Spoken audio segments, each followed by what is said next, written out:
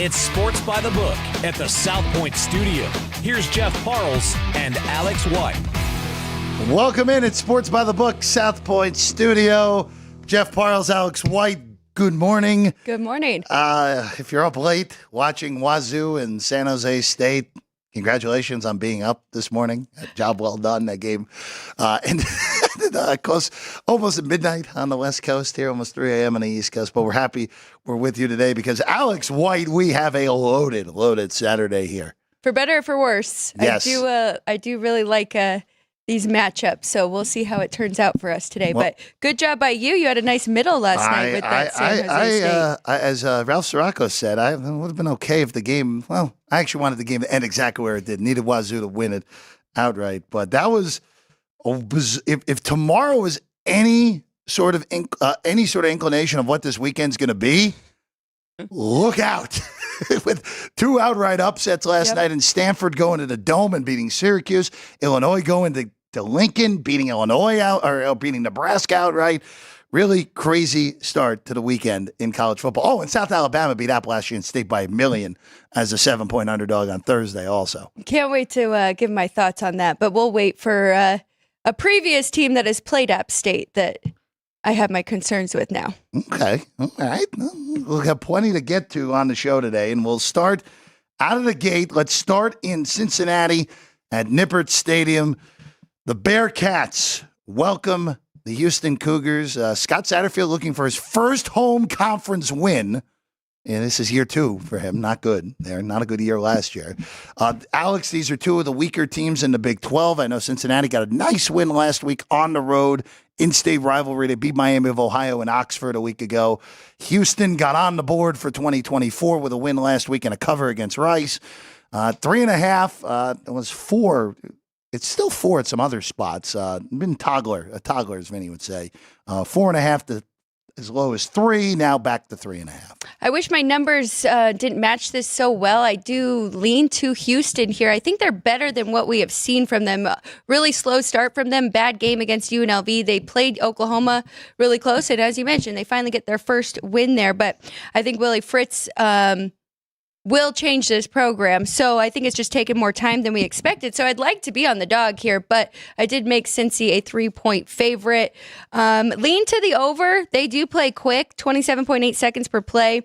Pretty balanced offense there, 50-50 run and pass. But then Houston's numbers, because we have seen them struggle offensively. So whether they pick that up today or not, I didn't officially play that over. They are 3-0 to the under this year.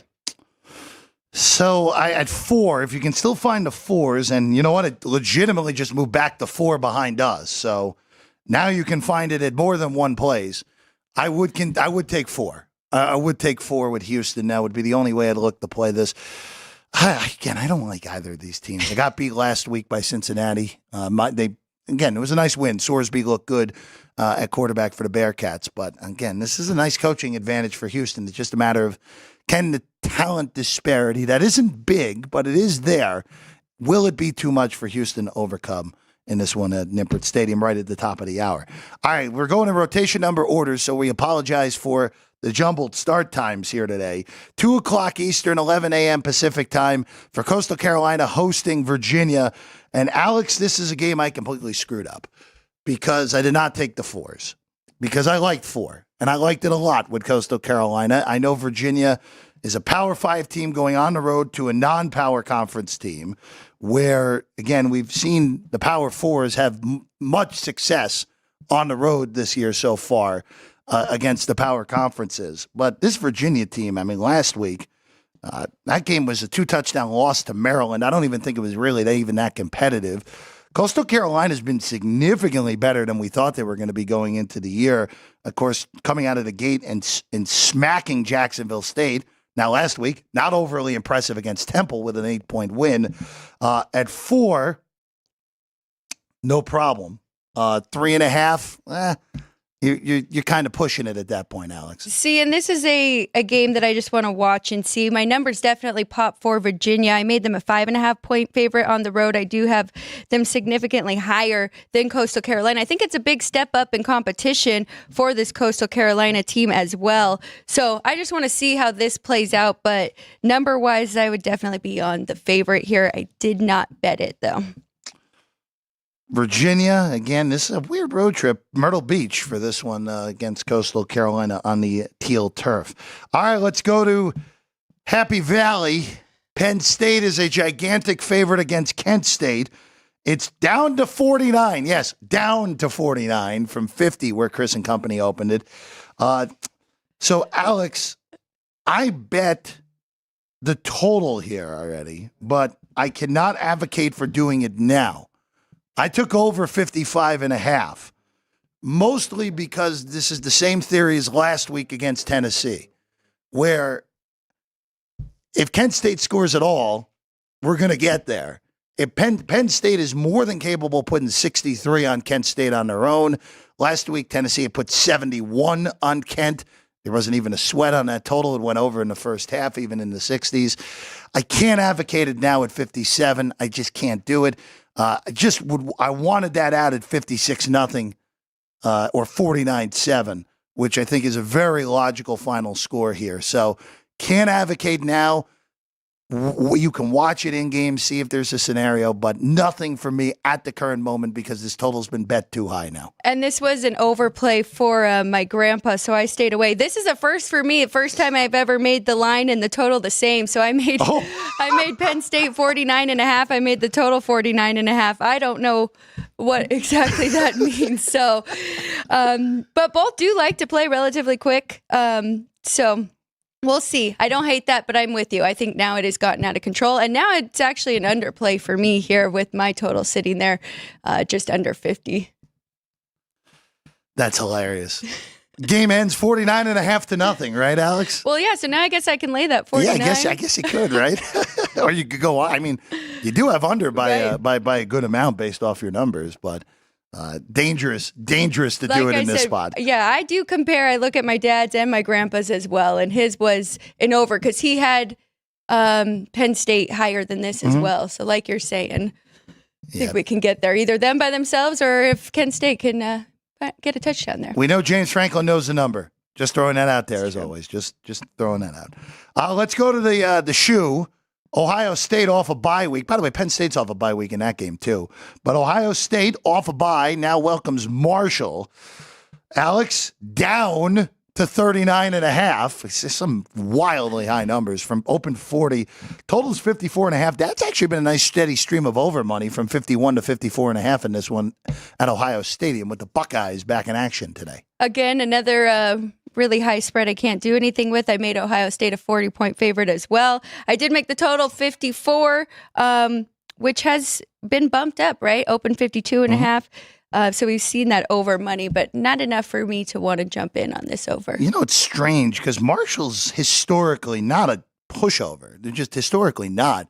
Very strange to see that program in this sort of position where they're this giant of an underdog at Ohio State, and I'm not running to take points, and nor is the market either.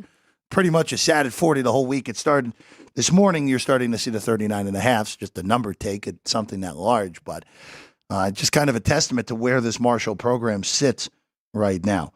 All right, let's go to Chestnut Hill next. This is a night game, 8 o'clock Eastern start in Chestnut Hill. Michigan State goes to Boston College. Alex has been basically one-way traffic on the Spartans in this game from 7 to 4.5 now, with a total of 45.5. Chris liked the favorite yesterday. I tend to agree with him on that. I'm not really pushing Boston College backwards after last week. They covered the whole way against a legitimate top 10 team, at least in my ratings. I know a top 15 team in yours, Alex, and Missouri on the road. And Michigan State, yeah, they wanted Maryland, but this Boston College team is much better than that Maryland team. No, they are. I think this is a legit team here in Boston College, and that would be the way I played it. I made them a 7.5-point favorite. This might have to be in addition to my card. But, I mean, I do believe in Jonathan Smith. I like what he is doing there at Michigan State. But the other thing is they have Ohio State up next. So this could be a look ahead. I mean, they probably won't take this team too lightly with what we did see from them against Mizzou. But now at 4.5, yeah, I think that's a pretty good number here on the favorite. I will say, I hope Michigan State's not looking ahead against anyone this year. Again, they're a surprise 3-0 because they were almost a 10-point underdog in that Maryland game and won outright. And that's kind of just the crux of the argument for me, more so than anything, why I like BC today.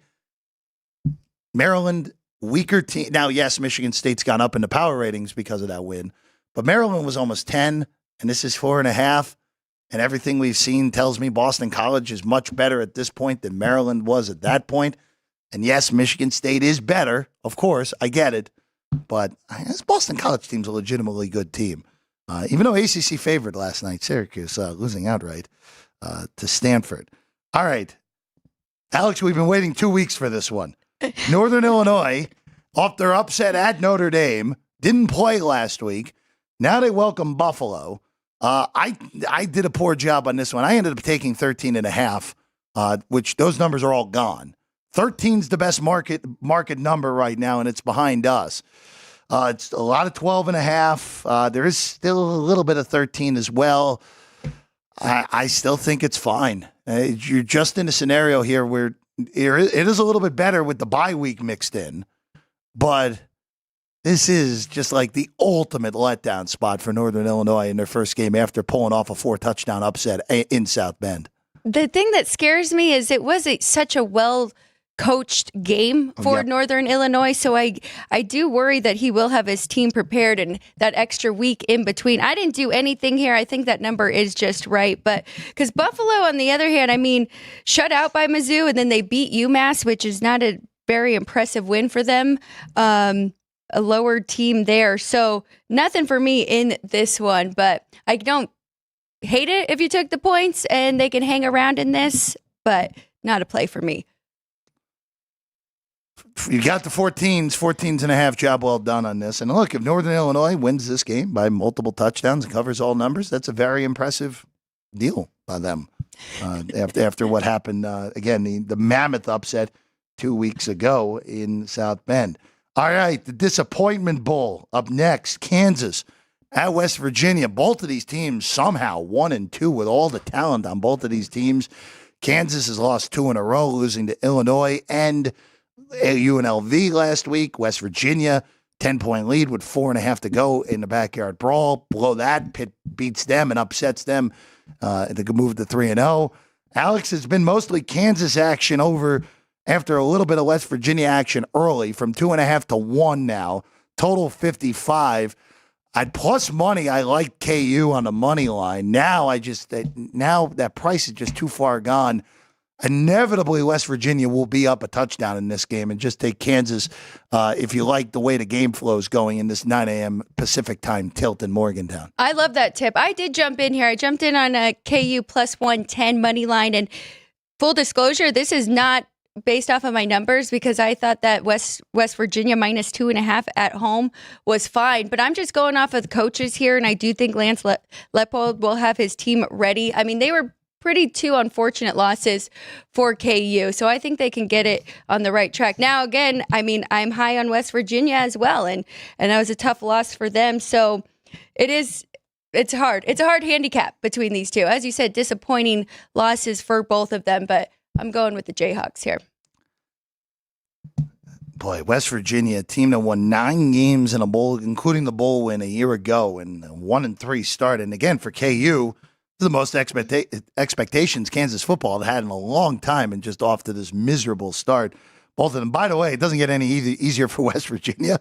Their next 4 games after this, if they lose, it could be lights out. And Neil Brown, who saved his job last year, could be going right back on the hot seat. At Oak State, Iowa State, Kansas State, at Arizona. Good luck if you lose today. You could be staring 1-7 right in the face for West Virginia.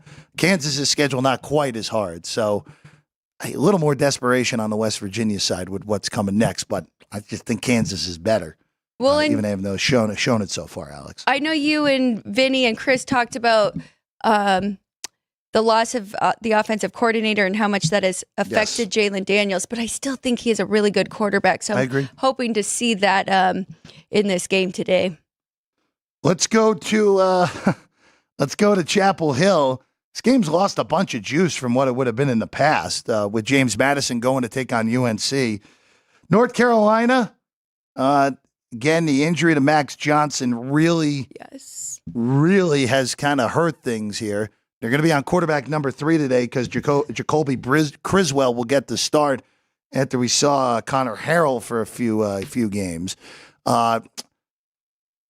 It's a shame that JMU's just not the same team they were the last 2 years, Alex, because this would be I would even be willing to dabble in the money line here today, but 10.5, and there's a lot of 11 in the market as well. I think you can take a chance on taking those points with JMU, and you still should be able to be okay. But boy, that JMU offense is just nowhere near as good with McLeod now in San Marcos, Texas at Texas State. No, you are correct here, but I did take the points. And again, my numbers were pretty right on here. I just have UNC minus 9.5. So it's not enough that I would usually like to grab the points, but it's more of just a fate of North Carolina because they were very fortunate to get the first win when they still had Max Johnson. And now, as you mentioned, third quarterback. I think James Madison can hang in this one. They are 2-0 this year. I mean, just 1-1 ATS and not the best competition, but I do think that they can hang around. So if you can grab that 10.5 with the hook, I like it. You can get 11. You can get 11. So find those 11s. They're available enough. Circa Superbook out here in Vegas may not be readily available. Not in Nevada though, because the non-Nevada books have a lot of 10s out there right now. So find the right number out there. All right, let's go to Louisville. Georgia Tech is amazingly playing their 4th game already. Playing their 5th game, I should say. Louisville's just playing game number 3. Alex, this has been mostly Georgia Tech action behind us. Open 11, now it's 9.5. There's a few 10s left in the market if you want to take the Yellow Jackets still. Total 57. We're going to learn a lot about both of these teams today because Louisville has really not played anyone so far. FCS opponent Austin Peay in week 1. Jacksonville State, clearly not as good as we thought they were going to be in week 2. Georgia Tech lost to Syracuse. That loss does not look good. The win against Florida State doesn't look as good as we thought it was going to be, Alex, but double digits feels like a lot in this game if you can still get it with Georgia Tech. Well, especially with the trend with Brent Key. We know that he has won outright as a double-digit underdog 4 times in his career here. So I do think that that is worth taking at least the points here with Georgia Tech. Like you said, we'll find out a lot about Louisville, though, on the other side. But they have given up a lot of yards. So I think that this is a good play here for Georgia Tech. To Tyler Show, who came over from Texas Tech, and look, part of the issue that Louisville had by the end of last year is that Plummer just could not play, and he did not look to be a college quarterback, and somehow ended up getting preseason reps for Carolina in the NFL. That might have been your first sign of an issue in Charlotte. But this is a big quarterback improvement for Louisville with Show, and he's looked the part through 2 games. One quick note, though. This is a potential look ahead for Louisville. Yes, it is. They go to South Bend next week. So always a little bit dangerous with that, especially with that is the biggest game on Louisville's schedule for basically the entire season next week, going on the road to South Bend. Yeah, they go to Clemson later in the year, but you win at Notre Dame, you could survive the loss at Clemson and might actually have a playoff aspiration still if you're Louisville. Speaking of Clemson, Alex White, they're 17.5-point favorites today against NC State, who has been, quite honestly, there's been a lot of disappointments in college football. Other than Florida State, they have been as big of a disappointment as anyone so far this year. Florida State's still unanimous at that point at number 1 on the disappointment list. 17.5, total 44, Alex. This is a big number to lay in a low total game here. The part that I don't like about this So I did not bet NC State, but I'm very tempted to take the points. But Clemson does have revenge. NC State won last year, 24-17. But now, Jeff, I don't know what to do with this Clemson team because the loss to Georgia, I took it as more of Georgia's that good. Now, and then Clemson handled their business and looked very good against App State, who we all had pretty high. App State now loses outright again. So I'm not really sure how good this Clemson team is. And we'll find out today. I wish that Grayson McCall was playing and we could see some improvement here from this NC State team, but nothing for me with the revenge added in, but it was very tempting, and it is a lean to the dog. So this has been the game with the most action behind us, other than Utah and Oklahoma State, which we'll get to later. As high as 21, it opened 18. Now it's below that 18 at 17.5. I'll say this. There are some 17s in the market. I don't mind it. I don't mind laying it with Clemson at 17. Wouldn't go higher than that. And somehow if it goes lower, I would go ahead. Clemson, look, that loss to Georgia had more to do with Georgia than Clemson. I do feel comfortable saying that. Now, the one question mark, though, is Kate Klubnik against higher-end defenses, which even though NC State's still giving up points to Tennessee 3 weeks later, this is a much better defense than what Clemson has seen in the other games so far this year. So I will throw that out, not including the Georgia game, of course. But what do you take from, I mean, they won, 66 to something over App State, and then we see South Alabama go to App State and win 48-14. Yeah, so App State was a team we missed on going into the year. I thought they were going to be a borderline playoff threat, and no way. No way. They're going to be lucky to win 7 games this year there in Boone. It's a valid question. Yeah. It's a very valid question. But we'll see. Again, this is a big number with a low total still, even though it's gone down. All right, let's go to Tampa next. Miami goes to South Florida.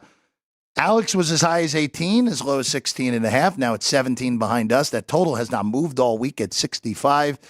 South Florida played Alabama tough. It ended up being a bigger margin of defeat than it should have been in that game, but they did cover. 17, I think, is good on South Florida if you want to take a shot at it. For Miami, again, it is an in-state game. I get it, but South Florida is not a complete pushover. Quarterback play is solid. Alec Golesh, a good coach who has really turned things quickly in South Florida. Miami opens conference play next week.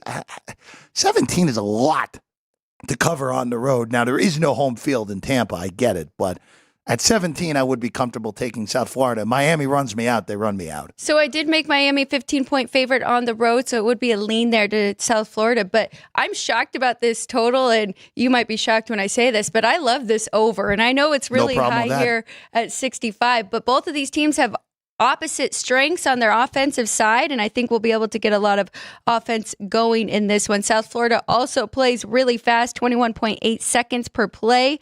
2 running backs had over 100 rushing yards last week against Southern Miss, so I think we'll see them really run the ball well. And then Miami, of course, Cam Ward, 346 passing yards, 5 touchdowns in his shutout last week. So I think that we'll get some points on the board.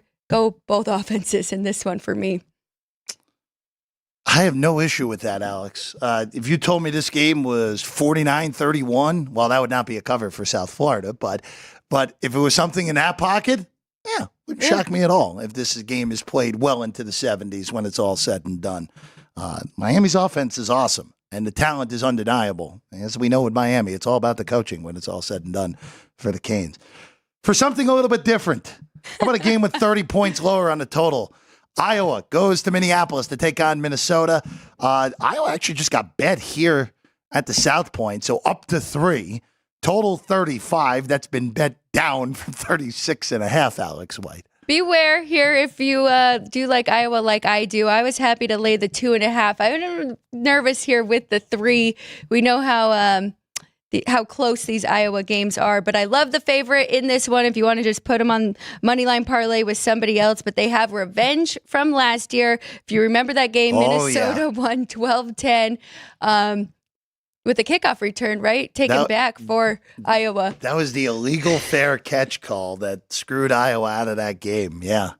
And Iowa's 8-2 still, even with that win in their last 10 matchups. So it's a good rivalry game here. I laid the 2.5, but that minus 150 doesn't look too bad either if you want to tie them up with somebody else. I have no interest in this game whatsoever. And from a watching perspective, from a betting perspective, I will be very happy to enjoy the other 60 some odd games in college football today, Alex. So I'm happy you had a play because I am just going to ignore this game because of the fact that both of these offenses are terrible. Even though Iowa's offense is better than it's been with Cade McNamara back and healthy and no more. Still not as good as I thought it would be with McNamara. Well, we'll see. We'll Yeah. see. Again, that loss against Iowa State the way that went down was a brutal loss for the Hawkeyes. All right, let's go to Tallahassee. Who thought Florida State would be 0-3? Who thought Florida State would only be a 2.5-point favorite against Cal at the beginning of the year? Alex, I'll just ask you here because this line hasn't moved at all the whole week anywhere. And it makes sense because Cal has been much better than Florida State so far this year. They're 3-0.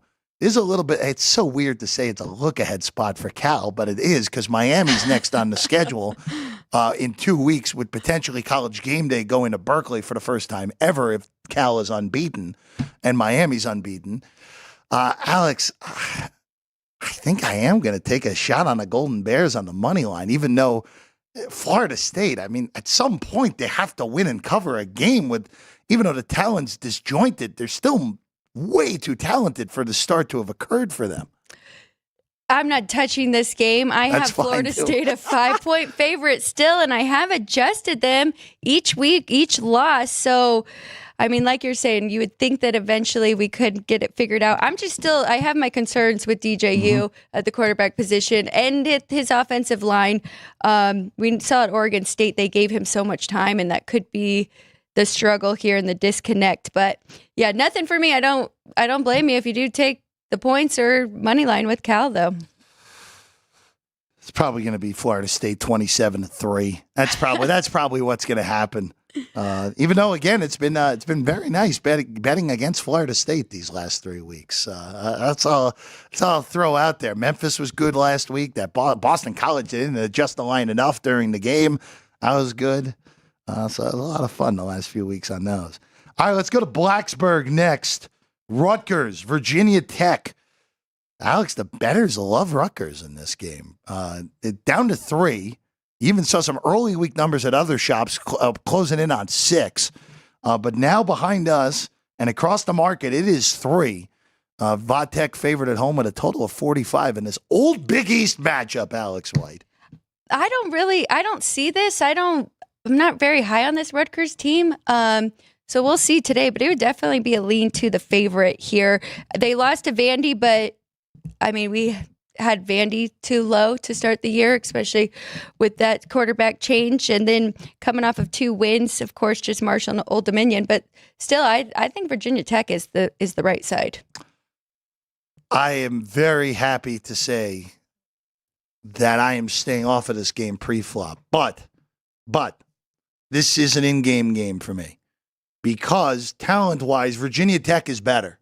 But Rutgers coaching staff, and we know this about Greg Schiano at this point, Rutgers coaching staff is still a not quite top-tier college staff, but it is a very good college staff. And even though Pry has shown improvement at Vatech, I'm still waiting for the total corner to be turned in Blacksburg. If Rutgers is able to slow down Vatech's offense, this is going to be a game. And it would not shock me if Rutgers wins this game outright because they do have a really good rushing attack. Now, granted, Howard, Akron, not Murderers Row. So we're going to learn a lot about Rutgers today, and we're going to see if Vatech, a team that a lot of people love coming into the year, is really worth anything here today. If you lose to Rutgers, you're probably staring 6-6 in the face and a mediocre bowl in Blacksburg. All right, nightcap here tonight. 353 and 354 on your betting rotation numbers. Kansas State goes to Provo for the first time to take on BYU. 49.5 the total. Alex, I said yesterday with the way this game was moving that if it returned to 6, that I would lay Kansas State. Now it's gone back to 7. and this is a stay off at 7 for me. This is a massive coaching advantage for the Wildcats in this game. Kleiman, I just like him a lot more than Satake, but BYU's been a pleasant surprise. I thought they were going to be a 4-5 win team at most this year like they were a year ago. They're 3-0 with winning 2 non-con road games. Now, I know Wyoming stinks and is much worse than we thought. Probably the team we've missed the most other than Florida State to the negative this year. But that win at SMU, even though SMU hasn't been quite as good as we thought, is still a quality win for BYU, sitting at 3-0 at home today. I was wondering when we were going to see the money for Kansas State, because I did grab the 7 early on, and then it was sitting there at 6.5 for most of the week. But I do like BYU here, as you mentioned, pleasant surprise, 3-0. But I mean, historically, this has been a good program. They just really struggled in their first year making the move to the Big 12. But now this is their first conference game, so this will be a real test for them. It's a tough place to play. Mm-hmm. It's a weird kind of sandwich spot here for Kansas State, and we'll see, because my numbers may have been too low. That was a really impressive win last week, and Avery Johnson has been decent stepping in here. Mm-hmm. No more Will Howard for them, but on the flip side, Jake Retzlaff has been good enough for BYU too. Completed 61% of his passes, 8.9 yards per play, 7-3 touchdown and interception ratio. So I like the Cougars here getting the points. I'm very curious to see, because Retzlaff has been better than he was at the end of last year, where he was just didn't look like he belonged in a power conference. I mean, didn't look great against SMU at times, made a few big mistakes, but ended up not costing BYU in that game. Much better a week ago. But again, Wyoming is awful. They are pretty amazing how far they fell that quickly with Craig Bowl retiring, and been as bad as anyone in the Mountain West so far through the first 3 weeks. All right, let's go to Boulder next. Offensive line injuries for Colorado. Also, their starting running back is not going to play in this game as well. Alex, both teams are also wearing white today. Great work by everyone involved in that. Good job. Really couldn't just wear green on the road, Baylor. Really? Colorado down to one in this game. I actually kind of liked Colorado at first. Now I'm a little bit frightened with the offensive line injuries on the side for Colorado against the Baylor defense that I don't think is as good as they've shown so far, but is still a quality Big 12 defense. I don't like either of these teams. I'm staying out of this one.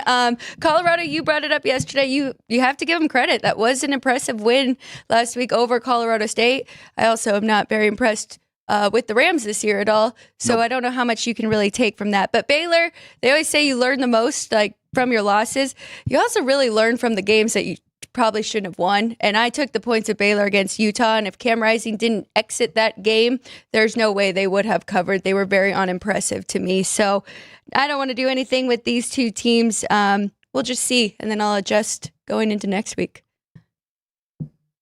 Yeah, it just ugly game in the Big 12. Again, I thought Colorado actually looked quite good last week, but it's very possible it had to do that the opponent just is not any good, like you said, in Fort Collins.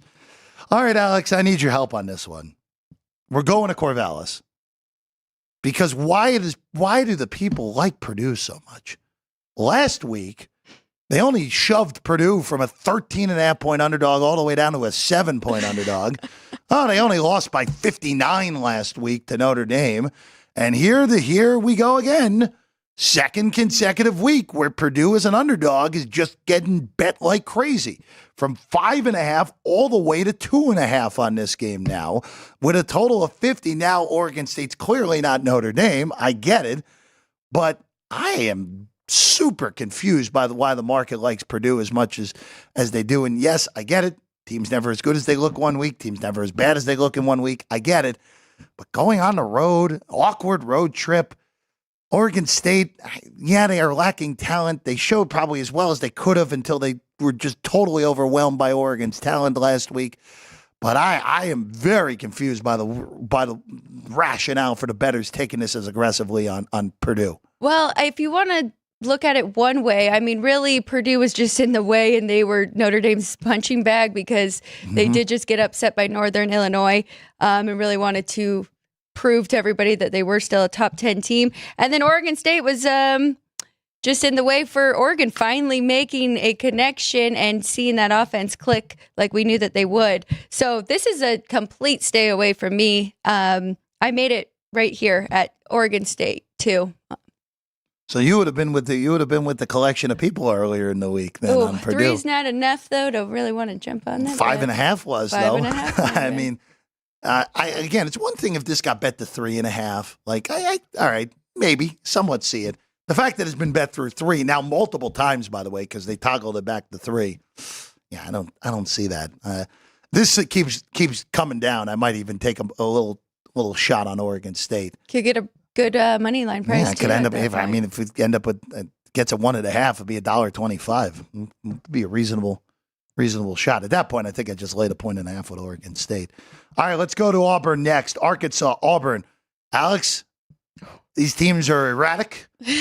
I don't think Arkansas is particularly well coached. Auburn has a quarterback situation that worked last week, but it was New Mexico. Of course, they put Peyton Thorne on the bench. Hank Brown looked good last week. I don't know. I thought this game being just a token 3 was perfect here, and now we're sitting at 2.5, and I can't do anything on this with it being at 2.5.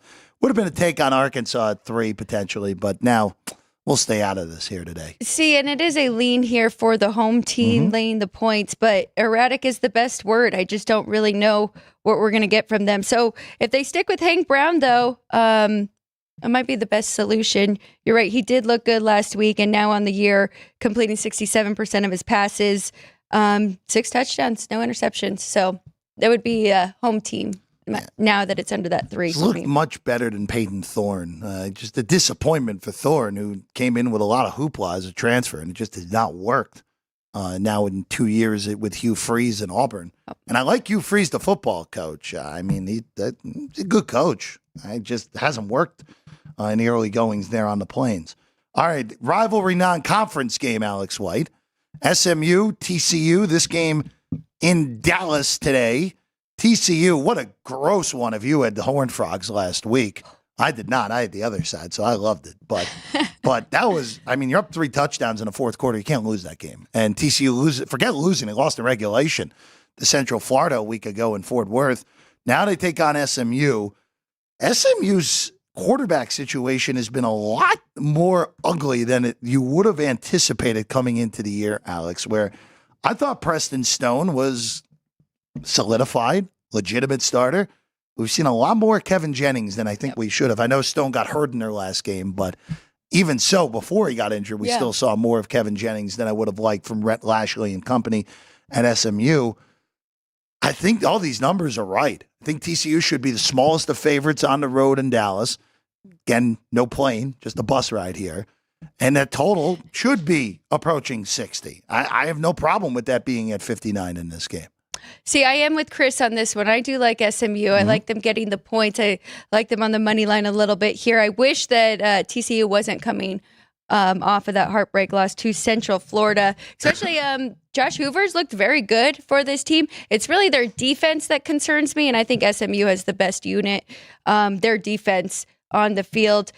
I'm with you. I have Preston Stone as a much higher rated quarterback than Kevin Jennings, but he has been at the program for 3 years, redshirt sophomore. He needs more reps, dual threat guy. So I think that might be part of it. Some of their concerns on their offensive line. But yeah, I haven't given up on SMU yet. I do think that their defense is still really good. I think they'll get their offense going. And that's kind of correlated with why I like BYU, right? I don't think that is such a bad loss here for them. So yeah, I'm here with the points and the home team. So if Chris goes 3-1, Chris, I'm sorry if this is your loss. Don't do that. Don't say that. Don't even speak that into potential existence, Alex. Again, 2 TCU favorite. Alex and Chris, the stronger plays than me. I don't really like either of these teams or what I've seen so far from either of them so far this year. All right, the game of the day. Tennessee goes to Norman to take on Oklahoma. We'll get Vinny's perspective as well in a little bit when he joins us, but I want to get both of our thoughts out here on this. We're below 7 finally in this game.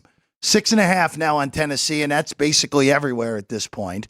It was 7.5 earlier in the week. I know you scooped that up, Alex. I ended up taking 7 with Oklahoma when it was apparent we were going to move off of this. 57.5 the total. It's look, you got 2 young quarterbacks, yep. Jackson Arnold and Nico on the Tennessee side, and this is a huge difference playing a true road game in one of the most difficult places to play for Tennessee.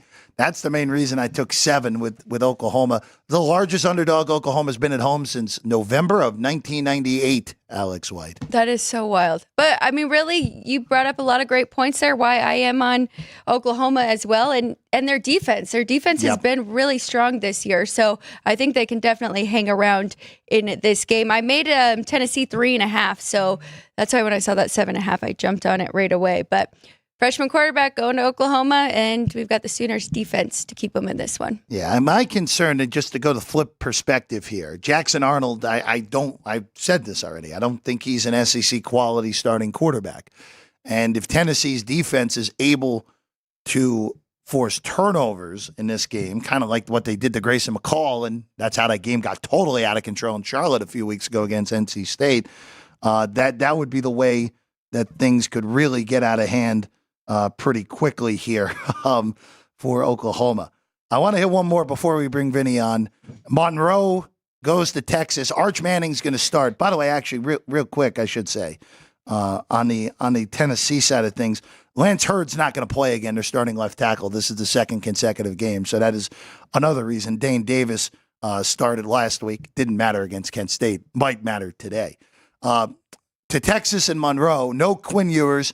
Arch Manning's in. I said this to you off the air. I said this yesterday to Vinny and Chris. Quinn Ewers was rightfully the Heisman favorite after going into last week. It's also possible Quinn Ewers might not even be the best quarterback on his own team, as ridiculous as that may be, because what we saw from Arch Manning last week, oh boy, looked amazing. And the funny part with this is Monroe's not total booty here, Alex. They've been a nice little surprise so far this year, but this is just again running into a buzzsaw if you're the Warhawks going to Austin today. Well, and of course he looked very mobile, right? And, added a lot Manning shouldn't be able to move like that. Added a lot of rushing yards and 2 touchdowns for him. So I didn't do anything with this one. It was kind of a pass right away with that big spread. All right, we'll take a quick break. We'll bring him on. Vinny Magliulo will join us.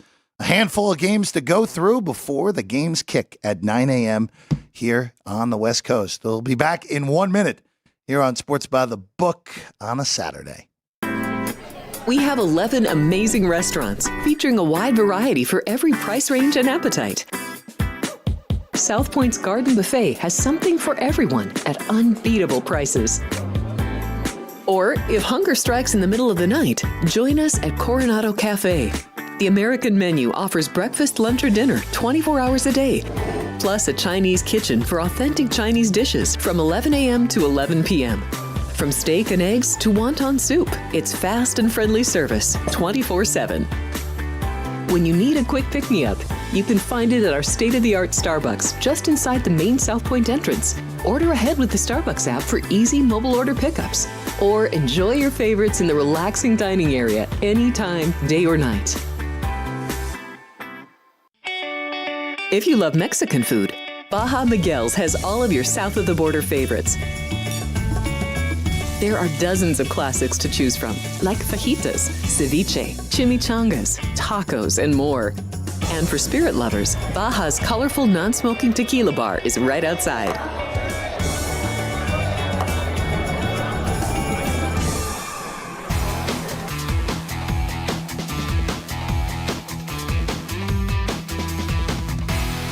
We're back, Sports by the Book, South Point Studio, Jeff Parles, Alex White, and now joining us, always very stylish on these mornings, our good friend Vinny Magliulo. Good morning. The laptop's here, as always. By the way, real quick, since it's on the top of your sheet. Yeah. Yes. The first touchdown of the 9 a.m. Pacific slate, which has been really the Long shot city. Yeah, I was going to say the sports betting equivalent of the Mega Millions so far this year. That's right. Well, if you want Houston at 50-1, that might be the. How about NC State at 60? Yeah, I don't think NC State's scoring a touchdown, Vinny. That's my concern there. All you need is one. All you need is a pick six or a kick return. I get it. Houston, James Madison at Fort. There are a bunch of reasonable choices down there. Charlotte, down 75. Can I interest you in? Give me. So we didn't even mention that game. It's kind of amazing for Indiana, undefeated so far. Right. And we're not even blinking an eye that they're a 4-touchdown favorite today. Quick turnaround in Bloomington from Kurt Signetti. You know, some surprises. We saw another one last night, I think, in Illinois. Yeah, a great win for them. I mean, really, with what they did, just timing-wise and being pretty resilient, and looked like Nebraska was going to find a way to win that game at home. But credit Illinois. And Indiana's another one of those teams. I think we really had to certainly – we had to adjust them. I mean, we probably underestimated them somewhat. But, hey, that's what helps make the betting really good. And you've got to follow what's happening with these teams. And not only that, they're winning, how they're winning, and how they're performing. I just want to say something really quick about this first touchdown. These things usually level out, so this might be a good week for the favorite. And if you're giving me 5-1 with Ohio State over Marshall, I might have to go make a bet really quick. It's pretty funny, actually. I Indiana was the short shot that looked pretty reasonable. 6-1 on Indiana there. Yeah. Look, Indiana's a real team. And again, I'm not saying they're going to make a college football playoff or anything like that, but Indiana winning 8 games is squarely in play right now with the way that team has looked so far in the early goings. All right, Vinny, before we get to games we haven't talked about, because Oklahoma finally broke through and is now at 6.5, Vinny. Yep. Now the question I have for you, more likely to go back to 7 and toggle back up that way, or head back down, continue down the ladder to 6? I would, if I were to make a prediction on this, I think there's going to be more support for Oklahoma today. Wow. I mean, look, just their defense playing at home. The left tackle injury on the blind side, concern for sure. Although I think the guy filling in he's an upperclassman. Isn't he? It's his 8th career start. I mean, so he has it's played. Not like but the fact of the matter is, this is a big tough spot here and we're gonna learn a lot about both of these teams, right? So, but if I were to speculate, I'm not so sure this toggles between 6.5 and 7, because 7 is an obvious take. Alex, you grabbed the 7.5 early. Great move. Mm-hmm. That's certainly the best number. I don't think we're not going to see 7.5 again. That's for sure. So, but I think it's more likely to come down than go up, in my opinion. I thought Tennessee would be a huge public play, though, because of the amount of points we have seen from them in the first weeks. That even though it's lesser competition, I assumed it would be. That's part of the reason, I asked Vinny the question. Is because I agree with what you just said, Alex. Just the way that Tennessee has just annihilated everyone. People love points. I know, Vinny. I know people like bringing the picket white fence, but people like their offense. That's for sure. But look, it's I would love to see a 7 again, so I could take a little more of Oklahoma. But I think this probably just. Vinny, I think it stands pat. Wow. I think that's what ends up happening through the day. No, it's a great. It's in a good spot too. 4:30 Pacific, and we've seen great action. We've seen great action all up and down this betting board, but this one is certainly going to be one of the higher wagered games of the day. Sean, sorry here. I'm going to go out of order real quick because this game starts at 9 a.m. Blame the rotation numbers on this. The ugly game in the SEC. Florida and Mississippi State. The fact that Florida, with the way they've looked so far, is a 7-point favorite on the road is an indictment to what Mississippi State has been so far. With that said, Vinny, I took the 7 this morning with Mississippi State, and I'm sure I'm not going to like myself at about the 9-minute mark of the first quarter. Well, you'll be talking to yourself at some point. Oh, I know I will be. More than once. There'll be that conversation. But look, again, what you just said is an example of, a better that you're betting numbers, right? You're not betting if you didn't bet it just because you you bet this. You took the 7. Yeah. Okay, so again with a home dog, neither team has looked particularly good outside of the first game. Mississippi State has looked really bad. So, yeah, I mean, but it's a play on a number, and that's again. I'll emphasize this: professional bettors do not bet teams; they bet on numbers, and you took the 7, which was the best number, and you didn't have to blink. No, I didn't. It didn't last long. I actually slept in and was able to get the numbers still. So, no, it's ugly in Starkville. Listen, you cash that ticket. It's nothing ugly about it. Look, Beautiful. I don't care. That's a beautiful thing. Florida win the game, 24-20. Let's go. Let's just get there at the end. Well, yeah, go ahead, I Alex. just don't think DJ Lagway is ready, right? I really wanted him to start over Mertz, but I don't think he's ready for this competition. Both of these teams, though. I mean, what Mississippi State getting run out of the building by Toledo last week is.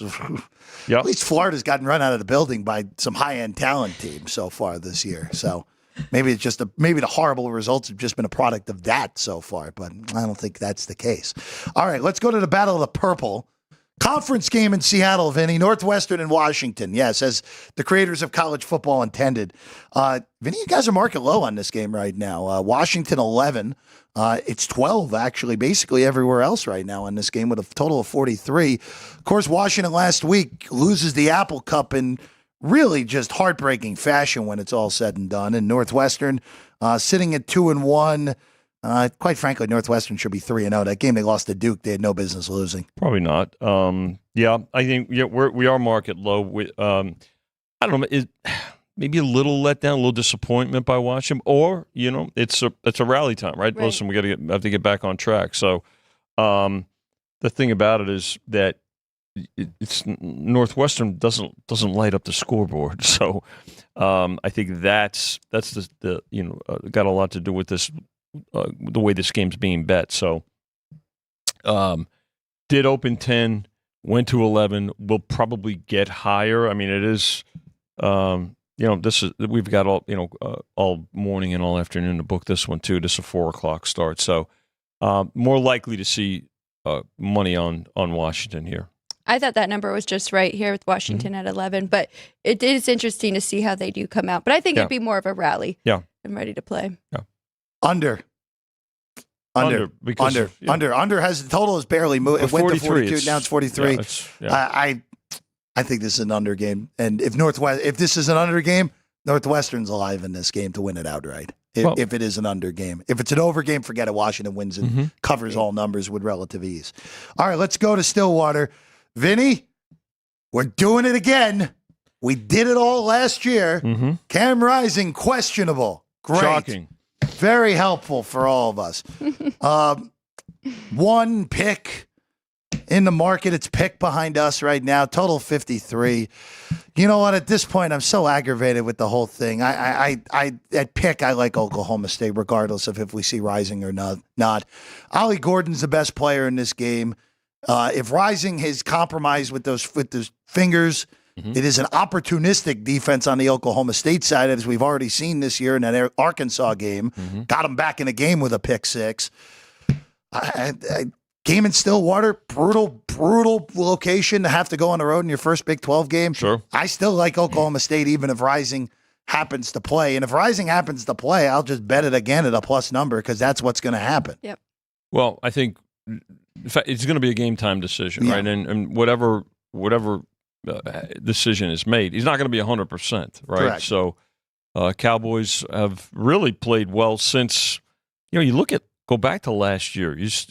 The second half of last year, they started awful. Then they came on, they had a terrific second half. They've done quite well this year, and Gundy's got them playing extremely well. So I got to tell you, this is going to be a tough. This an important game. We're going to start seeing important games now, right? Because they're conference games, yep. Right? So, but this one here, I think there's going to be more support for Oak State, especially whether he plays or not, because again, he's not 100%. I liked Oklahoma State when I thought Cam Rising was playing, so I definitely like them here. I didn't take the plus money or the points, but I jumped in here at pick. But Isaac Wilson, the backup for Cam Rising, has not been impressive at all. 4-3 touchdown interception ratio, and 6.5 yards per pass. So yeah, I think Oklahoma State is the right side in this one. And their defense was a concern, especially that game against Arkansas. Impressed by their 45-10 win last week, going to Tulsa and holding them to just 10 points in the fourth quarter. So. Yeah, the Arkansas game was a wake-up call for Oklahoma State. In a big hole, come out of it, somehow cover some early numbers as well. There's an important win. More so, well, of course, it's important to rack up the wins, but for Psyche, it actually was important Oklahoma State-wise. All right, Alex, you have a play on this game in Lubbock. Arizona State, who I have elevated as much as anyone this season. I thought they were going to be the worst team in the Big 12. They don't look that part so far. Texas Tech is a 3.5-point favorite at home. Getting Taj Brooks back changed the look of the Red Raiders. They looked awful in a blowout loss up in Pullman against Wazoo 2 weeks ago. They almost put up 70 against North Texas with Brooks back a week ago in Lubbock. And that's a North Texas team that was playing very well, too. I thought that they could hang around and cover that spread. But, yeah, I'm impressed with Texas Tech and Arizona State. I mean, don't get me wrong, but I do think this is where we finally see them get stopped here because they are undefeated going into this. But Brooks being back is a game changer. I have them as a 5-point favorite here at home. I think that had a lot to do with the way that this game moved, right? Open 3, went down to 2.5, then back up to 3, now 3.5. So I think the Brooks news has certainly impacted the movement on this game.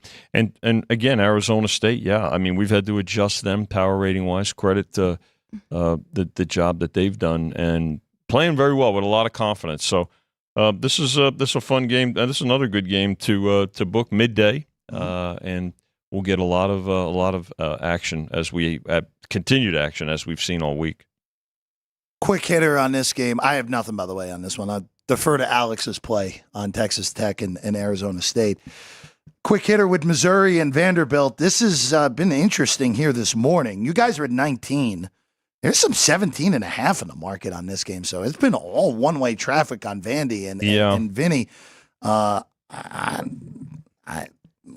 just going to double check my text messages to see if there's a big Missouri injury that I'm missing, and I haven't seen anything from anyone this morning in Columbia. So 17.5's in the market. All of a sudden, that might be a play on the home team here. I'm a little surprised that this market has gone the way it has. I think it's a situational play as much as anything. Vandy losing last week outright. And you're looking at what teams did a week ago, what's coming up, and things like that, right? You have to pay attention to the schedule, always in pro and in college, but certainly more of an impact, I think, in college, right? So, it's just a lot of points. I think it was a take on the fact that when you can get this many points, 3 touchdowns, but still a little risky, right? If you're going to have Vandy, especially at Missouri.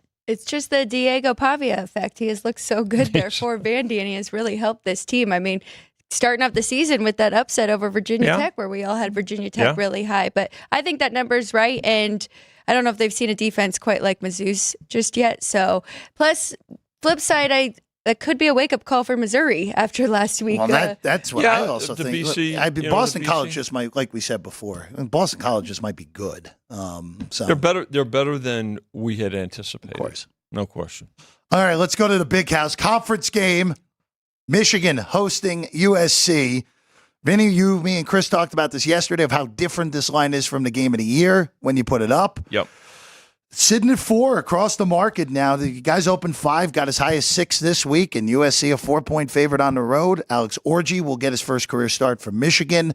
Total has gone down as high as 47.5 to 44 here the morning of the game in Ann Arbor. Yeah, it's been all about the Wolverines in this one, particularly overnight and this morning. Now, the thing about I think Michigan is that I think the coaching staff is delivering a message. Listen, you veterans that are back, you got to be better. They just have not been good. The veteran players that are still there have not been good. and I think that message was delivered. We'll find out if it's been received or not. SC's defense is better. Let's face it. I think when you look at what they've done in the offseason with adjusting things and with additions to the coaching staff, and again, you have to pay attention to. And we're learning more and more about paying attention to coordinator moves particularly in college, where there have been some big differences on both ends, right? Both sides of the ball, where a premier coordinator has gone from one program to another, and we're seeing some differences. And SC, I think, is a classic example of that on the defensive side. Yes. I've been very impressed with the Trojans here. But on the flip side, thinking about it, really, I mean, that quarterback position is so important, right? And the leadership, and J.J. McCarthy was all Michigan, right? And they're really seeing that effect here.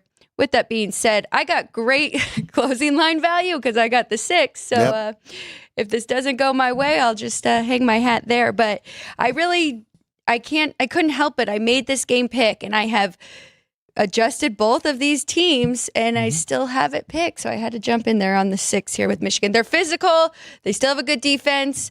See if they can hang around in this one, or we'll just see how good USC really is. Tough environment, too. Because SC, it's not like they're filling the Coliseum, right, when they're home. So I think this, Vinny. we know that the big house is gonna be packed. So this is a big test for SC. Big test for both teams, really. This is a fascinating game. This is a fascinating game, just because USC's defense is the most improved unit in the country from last year to this year. Miller Moss has looked quite good through the first 3 games of his career. He was great in the bowl game last year. He's been really good through the first 2 games. You mentioned it, Alex. This quarterback situation in Michigan is a fiasco, and no succession plan. I wanted to see Orgy from the beginning. Now we get to see him today. And look, if he's not the answer, if Michigan loses this game, this could turn into a long season for the Wolverines, because they still got to play Oregon. They, of course, have to Ohio State at the end of the year. Now, all of a sudden, games at Illinois and Indiana don't look like difficult. Don't look particularly easy either. So you lose this game and are 2-2 heading into the bowl. Of course, this is a conference game, but the bulk of your conference game, that is a really tough position to be in if you're Michigan. I'm waiting in game, because if I can get USC as an underdog at any point, I'm going to do it. That's the way that I'm looking at this one here today. All right, I want to bring up one last one. The other LA teams in Baton Rouge today. LSU hosting UCLA. Vinny, we talked about this yesterday. As high as 25, now down to 3 touchdowns with LSU laying it at home against a Bruin team that does not look up to par so far. No, and speaking of defenses, that LSU's not made the same adjustments, right? And I think we saw that in the SC game. But just a take 4 points, right? 3.5 touchdowns. So, although they did lay the initial 24 up to 25. So, but yeah, it's been one way right now. But at some point, I think that the public will get involved with LSU. It'll be a play against UCLA. I did make this total higher. I made it 60, but I do have my concerns with UCLA, and if they can even put up some points here to help us get that over 56.5. I have not bet it yet, but that's the way I would look. LSU's defense has not made a big improvement from last year, like USC's, but UCLA, man, Deshaun Foster, they have not done much over there. No. And now I'm a little surprised, right, that this total hasn't moved up, Alex, to your point, but I think it's because of UCLA's scoring deficiencies. All right. That's all the games for today that we're going to cover here on the show. Vinny, pleasure as always. Jeff, Alex good great to be work. with you. Sean and Drew Doug, thank you. Alex, by the way, your top 3 for today, as you mentioned, all former or current Big 12 teams, right? Is that right? That's what you have on the sheet. Yeah. Go get him, Alex. Yeah, Oklahoma State, and Texas Tech, what Alex had for today. We're going to be sweating out Mississippi State in the first window. I can't wait to see how poor that goes for me on that. I have more as well. I'll tweet them out through the day at Jeff Parles. You and I are back tomorrow, though, Alex. Yes. 9 a.m. We'll get you ready for the National Football League Week number 3 right here on Sports by the Book. Good luck on all your plays, everybody.